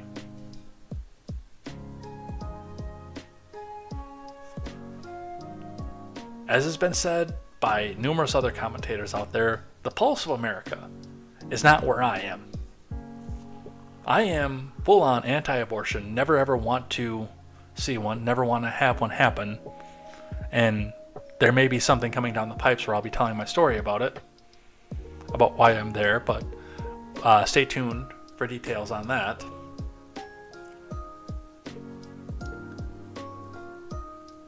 But after that, my position on that also as well is not to get the government involved, because the government's always going to pass carve-outs for the people who support them to make sure that the rich donors and the rich politicians and the rich politicians' daughters can still get their stuff done in secret as long as they don't shout about it. That's why I don't trust the government to do anything about this. But again, as I talked about when we were talking about the budget ceiling and when I was talking about police reform, I am not in the majority in this country. In fact, I'm in the far, far minority. But this, what Minnesota is suggesting here, is also not in the majority. It is also in the far, far minority. The majority of this country wants to see a similarity to where Europe is. Somewhere between 6 and 13 weeks. First trimester, medical only. Beyond 13 weeks in very, very extreme cases. But not used very often. That's where the majority of this country is. As much as the left doesn't want you to believe that, that is where the majority of this country is.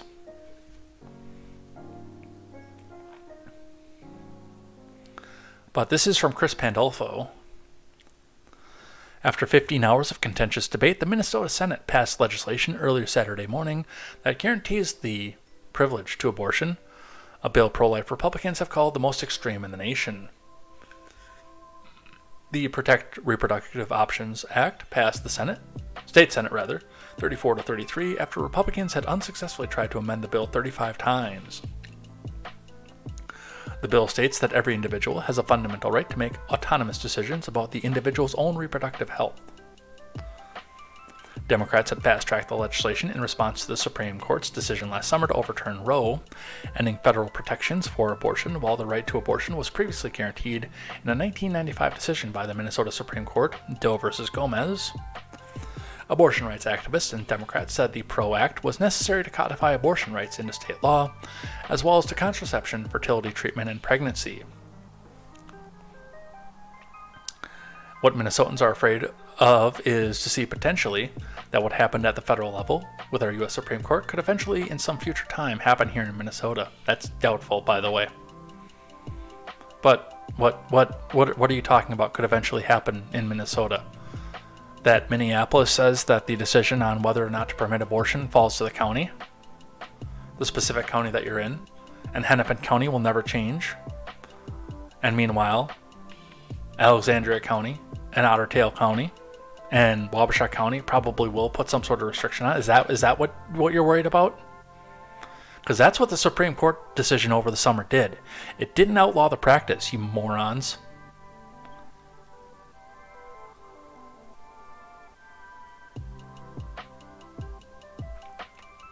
The hardest part about doing this every day, and I've been doing this every day for 3 years, is sifting through the propaganda and lies meant to make you feel a certain way.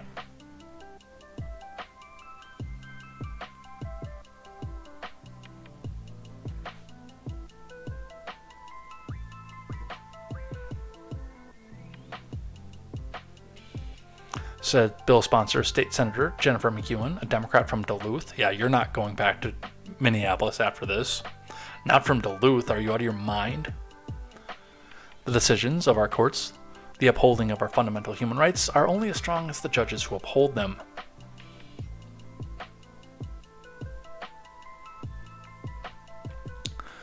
Supporters of the bill say it will not change the status quo in Minnesota, which is sadly probably true. The PRO Act solidifies Minnesotans' human rights into state law and is an insurance policy that our rights won't be taken away by politicians or judges, said Dr. Sarah Traxler, Chief Medical Officer at Planned Parenthood North Central States, who is in a position to be so totally objective in this situation.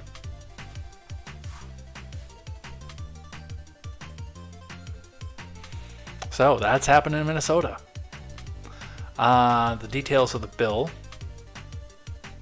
Opponents disagree, arguing the bill establishes the right to an abortion up to the moment of birth. Republicans had attempted to amend the bill with guardrails that would restrict abortions in the third trimester, but the newly elected Democrat majority blocked the amendments. Do we have the bill?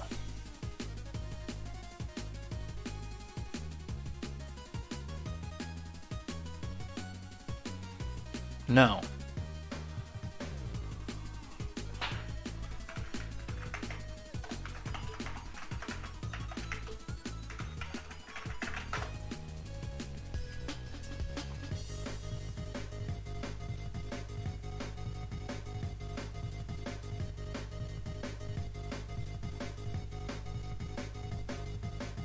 Protect Reproductive Options Act. Protect If I could type.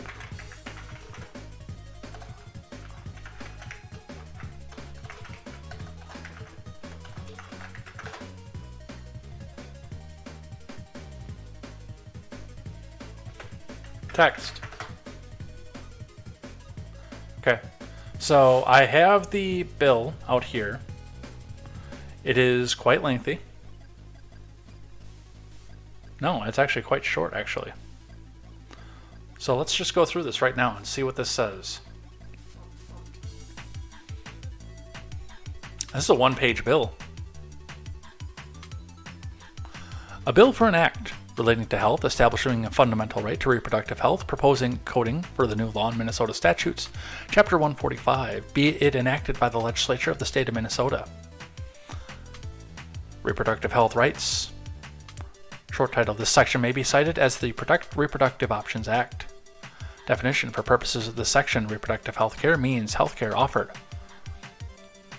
arranged, or furnished for the purpose of preventing pregnancy, terminating a pregnancy, managing pregnancy loss, or improving maternal health and birth outcomes. Reproductive health care includes, but is not limited to, contraception, sterilization, preconception care, maternity care, abortion care, family planning and fertility services, and counseling regarding reproductive health care. Subsection 3, reproductive freedom. Every individual has a fundamental right to make autonomous decisions about the individual's own reproductive health, including the fundamental right to use or refuse reproductive health care. Every individual who becomes pregnant has a fundamental right to continue their pregnancy and give birth or obtain an abortion. No, they don't. And to make autonomous decisions about how to exercise this fundamental right. They have the right to seek an abortion, but they do not have the right to be successful. That's not a right. Right to reproductive freedom recognized. The Minnesota Constitution establishes the principles of individual liberty, personal privacy, and equality. Such principles ensure the fundamental right to reproductive freedom. Subdivision 5, local unit of government limitation. A local government may not regulate an individual's ability to freely exercise the fundamental rights set forth in this section in a manner that is more restrictive than set forth in this section, which means nothing at all. No locality can do anything about this. This section is effective the day following the final enactment. So that's actually relatively short. Let me get that into the Discord if you guys want to read it for yourself.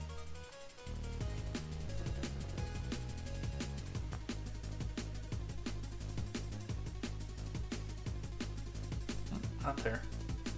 Here, that's where we're going to put this. So go ahead and have a read for yourself. Tim Walls commenting and weighing in. Here in Minnesota, we trust the people to make their own decisions about their bodies. I'm ready to sign the PRO Act and codify reproductive rights into law. To which I commented, that was the point, you mook. Elected officials making the law, not unelected judges, because that was the entire point of the Roe v. Wade overturn.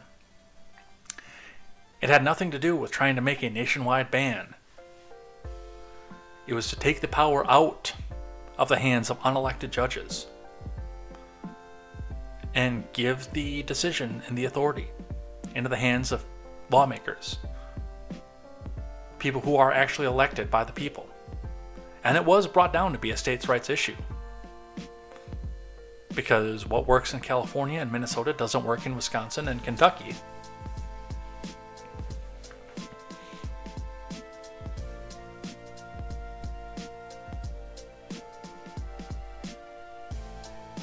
On the other side of the aisle, from News Channel 8 on your side out of Tampa, it Florida constitutional carry, House Speaker announces legislation allowing concealed guns without permits. Based from Sam Sachs.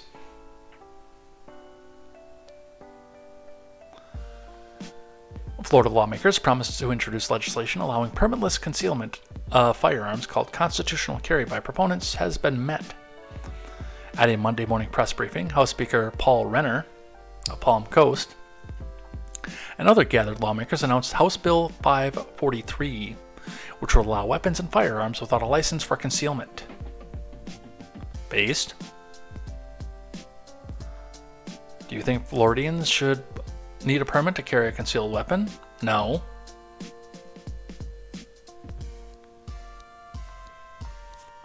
The proposed bill was written by Chuck Brennan, with State Senator Jay Collins writing the companion legislation for the Florida Senate. Ron DeSantis said in December he was committed to the legislation passing and urged state lawmakers to propose it. Under the proposed bill, Florida would no longer need to apply for a license to concealed carry. The state already allows firearms purchases for those 21 and older without the need of state application, aside from the federal requirement for background checks.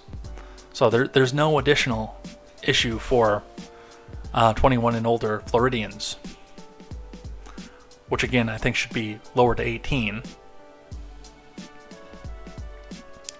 HB 543's text reads that a concealed weapon is any dirk, metallic knuckles, billy, tear gas, gun, chemical weapon, or device or other deadly weapon carried on or about a person in such a manner as to conceal the weapon from ordinary sight of another person. The bill's provisions only allow for a concealed carry of a firearm without a permit. Should it pass, Renner described that the new legislation as important in an age of political division. What we're about here today is a universal right that applies to each and every man, woman, regardless of race, gender, creator, or background, Renner said.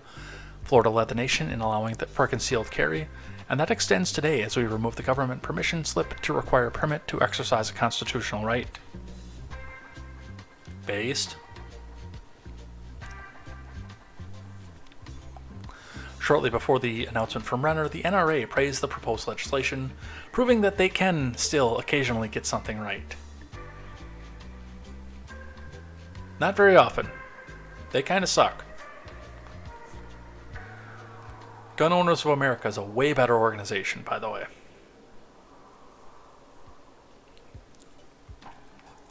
Half the country currently recognizes the fundamental right of law-abiding gun owners to carry a firearm for self-defense as enshrined in our Constitution.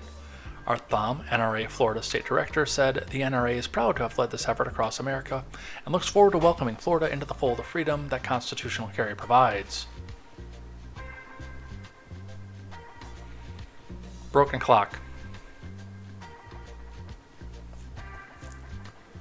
As written, HB 543 does not allow felons or other Floridians who are blocked from possessing a firearm to carry one or own one. It also allows non-residents to have concealed weapons in the state if they meet the same requirements as Florida residents. Concealed weapons are still limited in certain locations. Yes, and private property should be one of them, by the way. If your location, if you do not believe in firearms and don't want them on your premises, then your guests should abide by that. That is private property law.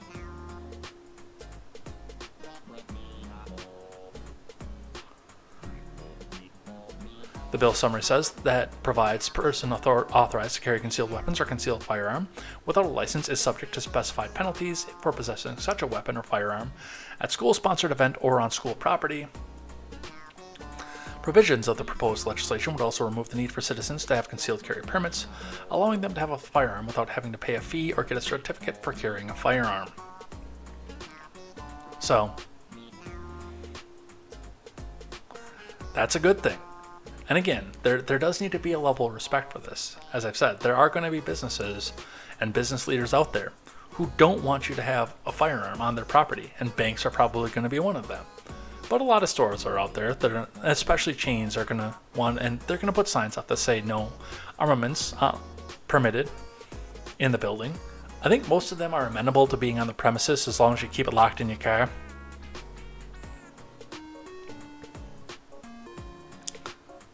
But this is a good thing. This is 100% a good thing.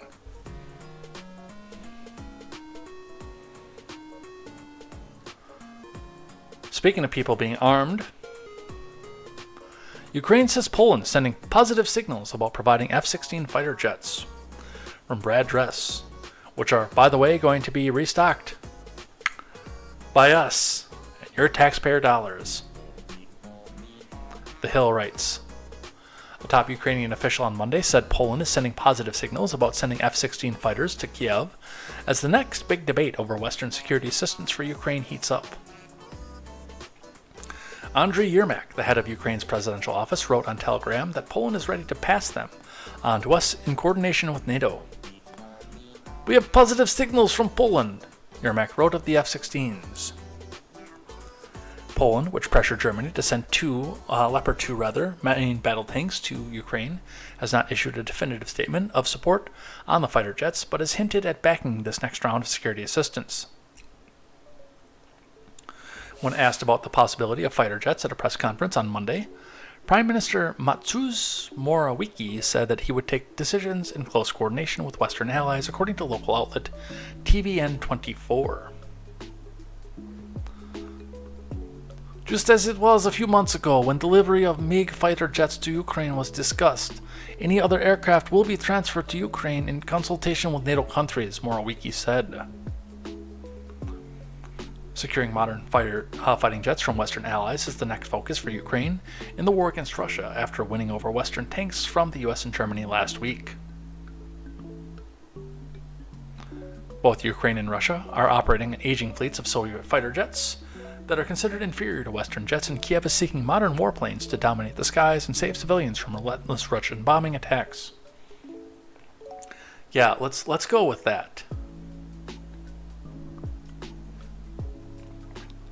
I totally believe that. Although Ukraine has long asked for them, the US has resisted sending the most advanced fighter aircraft, the American-made F-15 and F-16, since the beginning of the war.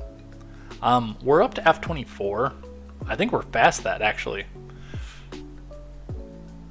Since last spring, the US also refused to facilitate the transfer of Poland's MiG-29 fighter jets to Ukraine, over fears of an escalation with Russia. NATO allies would have the first gain permission from the US, which manufactures the F-15 and F-16, if they want to send from their stocks. There are also other Western fighter jets Ukraine would like to get its hands on, including the Eurofighter Typhoon. It's unclear how Moscow would react to a supply of modern fighter jets for Ukraine. Well, it'll depend on if the fighter jets cross into Russian airspace. Which, I'm sorry, I've got this feeling is set to happen. I don't like any of this.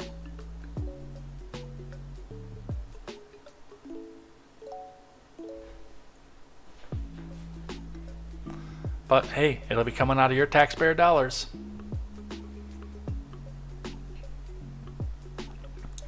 From Yahoo News, Polish PM names terms for transferring F-16s to Ukraine. We're going to touch on this for just a moment. We will act in full coordination here, the Polish PM added.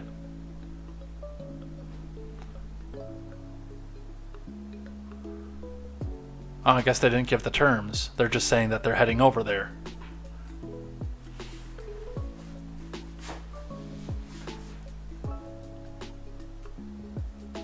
So, well, this is going to get interesting over there.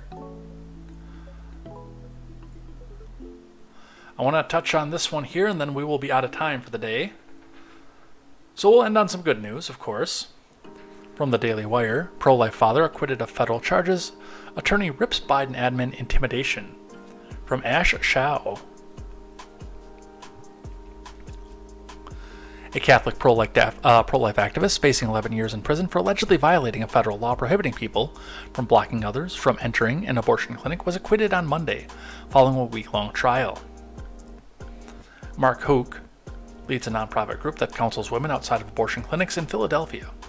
He was providing sidewalk counseling when the DOJ says he assaulted an abortion escort twice because he was a volunteer reproductive health care clinic escort. Assault is always a serious offense, and under the Freedom of Access to Clinics Act, or the FACE Act, if the victim is targeted because of their association with the reproductive health care clinic, it is a federal crime.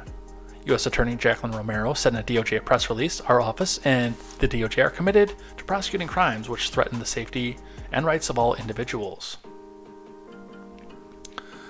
The FACE Act makes it a federal crime to injure, intimidate, or interfere with anyone due to their status as a provider of reproductive health care. Houck and his attorneys at the Thomas More Society, however, said that this was a political prosecution meant to send a message to pro-life Americans. And what's clear from the DOJ at its highest levels, which is directing the case, is that they're trying to send a message to pro-life people of faith. "Don't mess with us," Thomas More Society Vice President Peter Breen told Fox News. "They want to intimidate, they want to cause good people like Mark to stop praying and counseling at the abortion clinics of our country, and that's not going to happen." Breen told the outlet that the case was thrown out of state court, but revived by the Biden admin nearly a year after the incident. Further, Breen said some 20 FBI agents raided Houck's home when they arrested him, treating him as if he were a drug lord or a mafia boss. If he was truly a danger to the community, they wouldn't have waited a year to prosecute, Breen said. Serious questions need to be asked at this AG, like, what was he thinking? Well, I think you already explained what he was thinking. It was a political persecution. Why did they do this? Obscene show of force against a peaceful pillar of the community. Houck's lawyers also argued the DOJ's claim that the FACE Act protects anyone associated with an abortion clinic is inaccurate. The FACE Act was never intended to cover disputes between advocates and the public sidewalks outside of our nation's abortion clinics, Breen said in a statement. "The new evidence shows clearly that Congress intended to limit the FACE Act to patients and staff working in the clinic, and not to take sides between pro-life and pro-choice counselors and escorts on the sidewalk." The Biden DOJ's prosecution of Mark Houck is pure harassment, meant solely to intimidate our nation's pro-life sidewalk counselors, who provide vital resources to help pregnant women at risk of an abortion. Yeah, that's probably true. Now, could the Biden admin had taken a prosecution against this guy? From everything that I read about this, probably. It probably would have been a short, possibly a fine, maybe a year, maybe even a handful of months in county.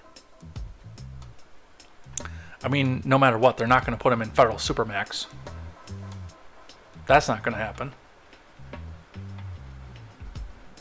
But go put him in county for a little while, maybe get a few $1,000s out of him in fines. This was not going to be the thing. For what we saw out of this could have been the person involved, an FBI agent coming in, saying, "Hey, come on, man, you got to come with us." Walking out with them, explaining the charges, and go. And they actually might have got a conviction off of that. But instead, what was it? Several cars, 20 agents, dragging him out of the house, wee hours of the morning. Kicking and screaming, with the wife screaming, "Where are you taking my husband?" and no explanation. This was a show of force, especially given the fact that this was dropped at the state level and revived on a federal level. And just so you know, these civil rights acts, these civil rights laws that they're coming out here, the expansion of lynching laws, that's what they intend to do. If you do happen to get into an altercation with somebody, say you do get into a fight somewhere, wind up in an altercation with a black man, it's determined that you acted in self-defense, and you're acquitted on a state level, but something like the worst had to come to worst and you get acquitted on a state level, the DOJ, the federal government, will come back after you and call it a lynching and retry you again. But they can technically get away with it because they're trying you for a different crime. The state crime off of this was assault. The federal crime is the FACE Act. So they can get around those pesky double jeopardy laws and retry you again for the same crime over and over again. This is not a federal government that is acting in good faith of its citizens. And it's time for them to be ousted. Peacefully. Don't do anything stupid. Let them take the fight to you. Don't take it to them. They're better at killing than you are. Especially if you're on their facilities.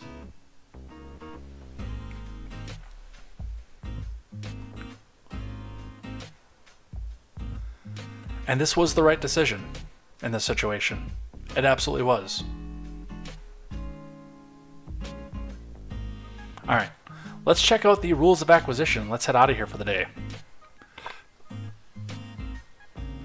So, as we have done every Monday, and we didn't start this, by the way. We didn't start doing rules of acquisition when we started Contemporary. That was a fairly recent addition.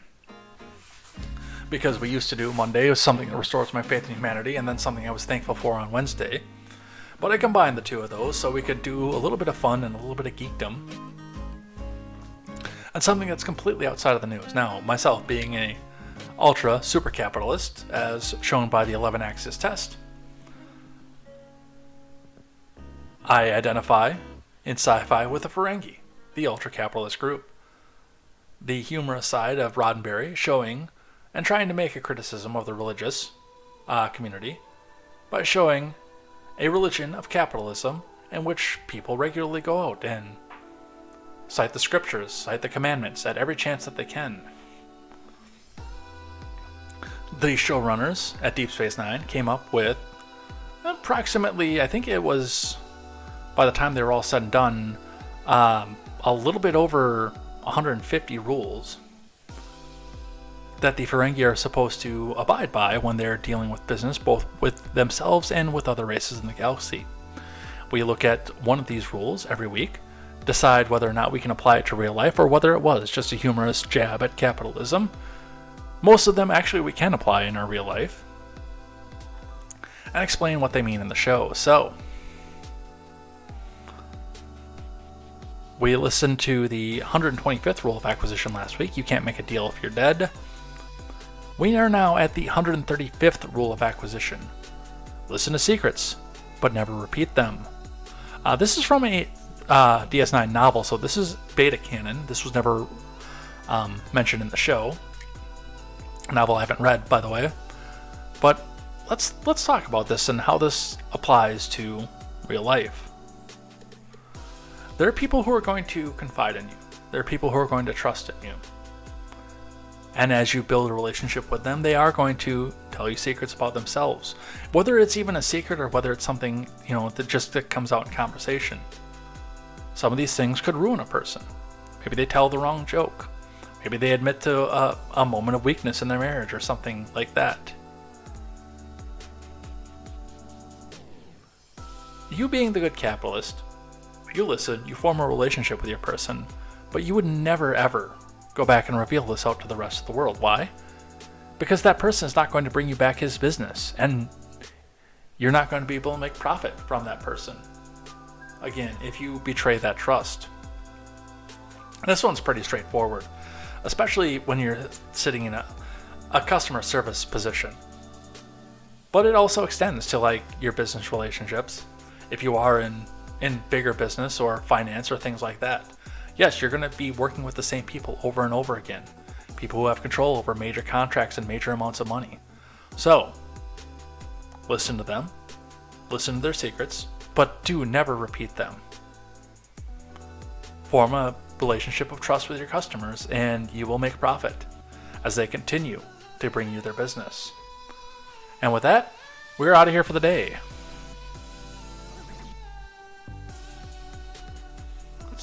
Good song to end on. I love this playlist, as most of you probably know because I keep using it all the time. But the playlist is over, and let's grab a nice beat from Stephen Ignoramus and head out of here for the day.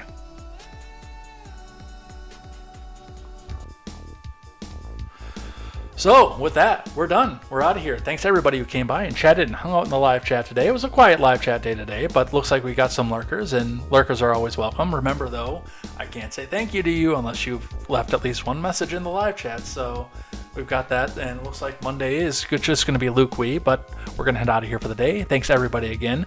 We'll be back here tomorrow, 6 p.m. Central Time, for more news, more headlines, and more contemporary. No Porch Boys afterwards. Looks like they've moved their main podcast to Sundays now.